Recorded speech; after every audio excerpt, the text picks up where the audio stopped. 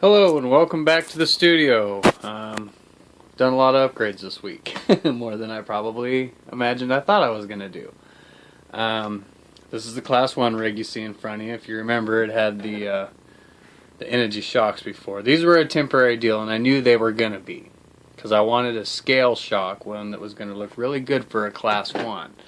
So I have the 100mm RC 4-wheel drive scale shocks, and I really like them. I get a great flex, a great really ride out of them. It feels like a real truck as far as the one-to-one capability of it. Wheels are different. Everybody remembers these that were going to be on there. Well, I went a different route. I really like an aluminum wheel, and I really like Energy wheels. So I picked these up from my local hobby shop. I've ran them before in a Class 1 Toyota that I had, and they did extremely well. And they're pre-weighted. The rings inside they're a 3-piece design, and the rings inside are already weighted. Now I do add an additional wrap because I like a heavy front end to really grab onto things.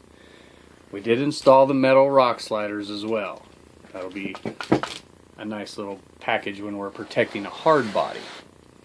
Under the front, I had a Savox servo underneath here, and I wanted to do this new product, LHS. I got it at my local hobby shop.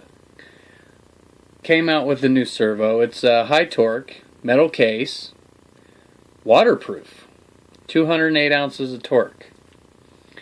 And I've driven it around in the living room, and I'm very impressed with what it has to offer. I really like what it has to offer so far. I'm not even running a BEC or anything on it, and I'm not getting any glitches. You can also notice we updated the hub, or the chubs. Everybody calls them C-hubs or just hubs, and I called them chubs. These are from Axial. I like the Axial ones for the reason that the fact is when I buy them, if you can notice in here, I don't have that screw that sits right here that always smacks when you have your steering maxed out. The reason I buy them that way is because I get just a little more out of my steering, and these are clockable. So if my axle is clocked for some reason because of a super high lift kit, I can clock those to where it doesn't bind in my drivetrain. That's a bonus. Other than that, that's pretty much what we've done for updates this week on it. I do have one more thing I'm going to be installing, and I actually have it with me.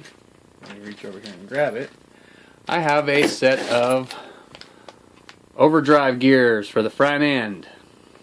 I like the front to grab just a little harder than the back to help pull me up and over obstacles. Like I said, we're going for a Class 1 look here. And another thing that I forgot to mention as far as upgrades, I custom made these links. And a lot of people are like, custom made links don't feel as good as the other one. Well, I have a friend here in town, and he works at a machine shop, and he gets these aluminum rods, and he charges me, a fair price for them. And I bend them up, cut them, tap them, and put rod end links on them. And they're about 2mm thicker than the stock Axial links. They're sturdy. I've had really good luck with them. I've never broke one. I've never bent one. Anything. They're great links. I mean, yeah, they're homemade, but it's kind of my own thing. And maybe we'll do a tutorial one day on how to actually how I do that and where we can find some material for that. But that's kind of it for this week, guys. If you have any questions or comments, please leave them in the description below.